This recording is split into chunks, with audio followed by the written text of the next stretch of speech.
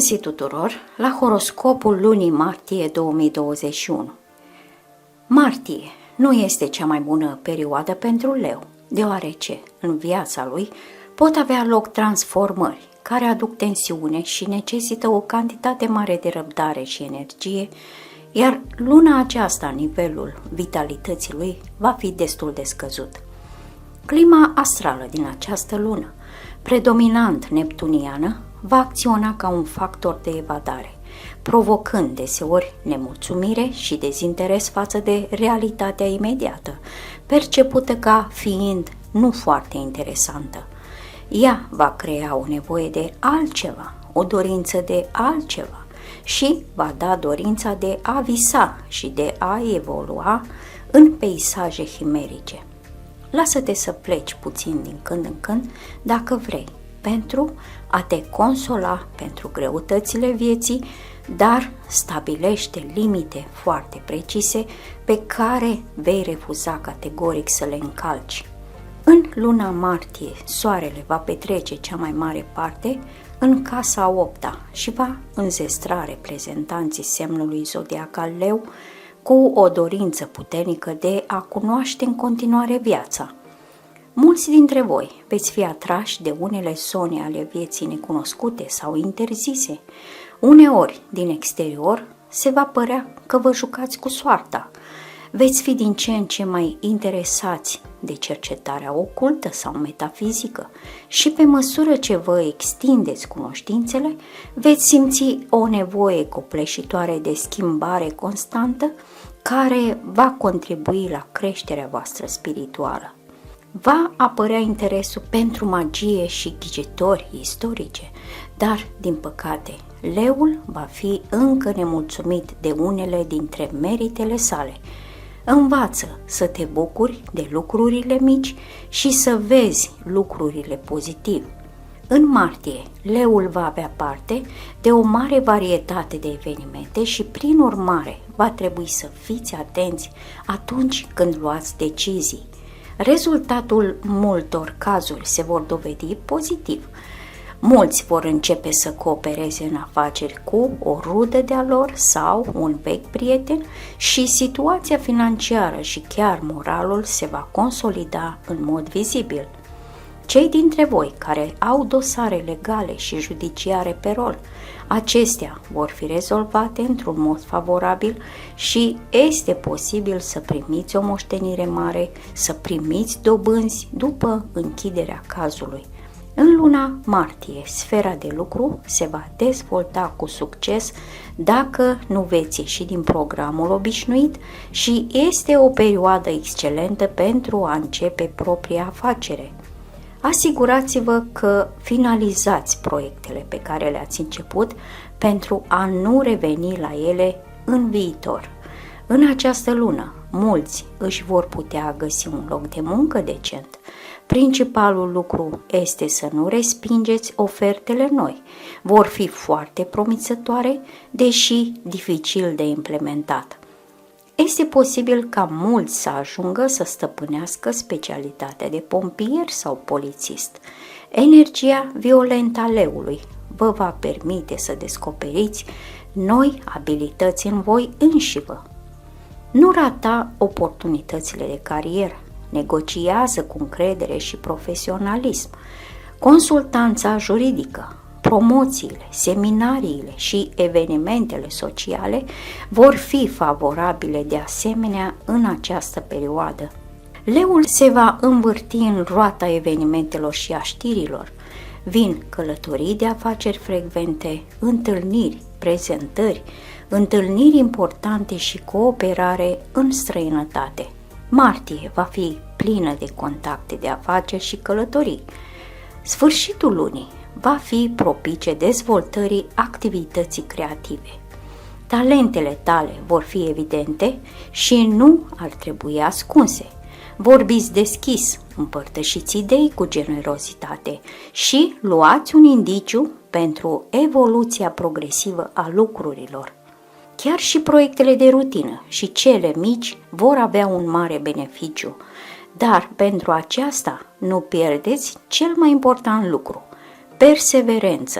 perseverență și voință. Luați decizii cu îndrăzneală, pe cont propriu și fără să vă gândiți prea mult. În luna martie veți observa că în apropierea voastră există mulți dușmani și oameni invidioși.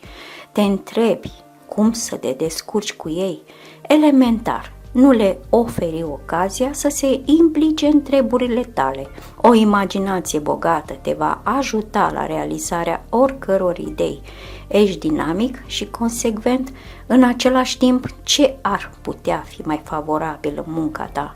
Intuiția voastră se va accentua în martie, ceea ce va afecta productivitatea. Observația și dorința de a se dovedi în ceva nou predomină. Inteligență peste medie, o imaginație viguroasă și dorința de a învăța. Asta nu puteți ascunde de alții. Leul este capabil de multe, prin urmare, în prima lună de primăvară, poate dezvălui un caz secret de lungă durată. Va trebui să vă faceți griji nu numai pentru voi, ci și pentru alte persoane. Problemele vor fi asociate cu moștenirea, finanțele altor persoane și împrumuturile. În martie 2021 nu merită să riscați fondurile acumulate împrumutând. Pentru investiții, consultați-vă cu cei care sunt mai versați în acest sens și renunțați la achizițiile scumpe. Aveți grijă că astrele prezic neajunsuri și erori în timpul redactării documentelor.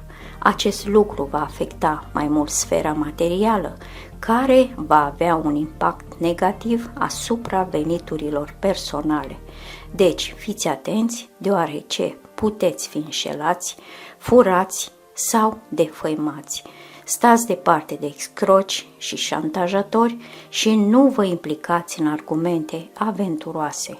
La începutul lunii martie 2021 este mai bine să nu urmăriți plăcerile trupești.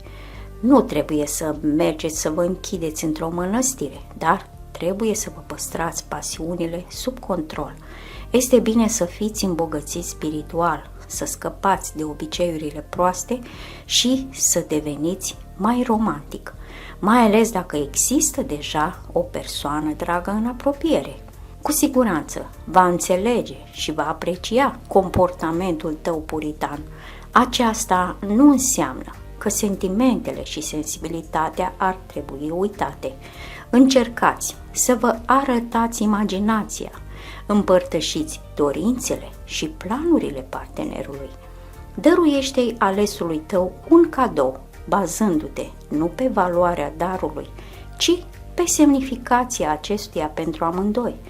Luna aceasta este bogată în profituri, complimente și declarații de dragoste, deși problemele și conflictele din viața personală nu vor face excepție. Dacă ești singur, astrele prezic o întâlnire romantică pentru tine. Ești adorabil la limită, dar complexele interioare vor prevala. Acest lucru va afecta negativ crearea de noi relații și mulți dintre voi vor dori să se limiteze doar la relații intime trecătoare. Dar dacă ești deja într-o relație, atunci, în martie, este posibilă o căsătorie oficială care va consolida semnificativ statutul tău în societate. În plus, și situația financiară va deveni mai stabilă. În viața leului familist vor exista multe certuri și confruntări cu soțul sau soția. Este posibil să se ajungă la divorț pentru unii. Motivul pentru aceasta va fi relațiile tale amoroase extraconjugale. Dacă partenerul află despre acest lucru, atunci nu se poate aștepta decât la explicații și scandal. Așa că aveți grijă și nu aduceți situația până la absurditate, altfel veți rămâne singur cu voi înșivă. Conexiunile trecătoare pot distruge adevăratele sentimente și pot aprecia o persoană dragă.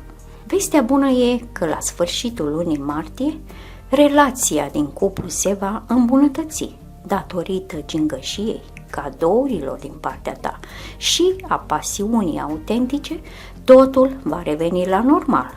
Viața de familie va intra din nou într-un curs armonios, dar amintiți-vă că a călca pe aceeași greblă înseamnă a distruge o unire fericită pentru totdeauna. În martie va trebui adesea să vă faceți griji cu privire la relațiile cu prietenii, dar dacă vă controlați în mod clar comportamentul și fluxul de energie, veți putea evita conflictele. Nu trebuie să vă fie frică să vorbiți în public, să participați la evenimente de masă și să vorbiți la întâlniri. Astrele recomandă leului să se distreze mai des, să fie în companii distractive și să ducă un stil de viață activ. Munca în echipă, studiul și sfera intimă vor avea succes. Trebuie să vă relaxați pe deplin și să vă distrați din inimă. Astrele vă sfătuiesc să acordați atenție sportului și recreerii active, dacă nu veți avea chef să faceți sport. Acest lucru este de neiertat, pentru că veți avea nevoie de mult mai multă energie și putere luna aceasta. Așadar, nu fi leneș, fii mai persistent, chiar dacă performanța ta atletică este scăzută. Ia cu tine un prieten sau un coleg și duceți-vă împreună la sală pentru a vă îmbunătăți starea emoțională.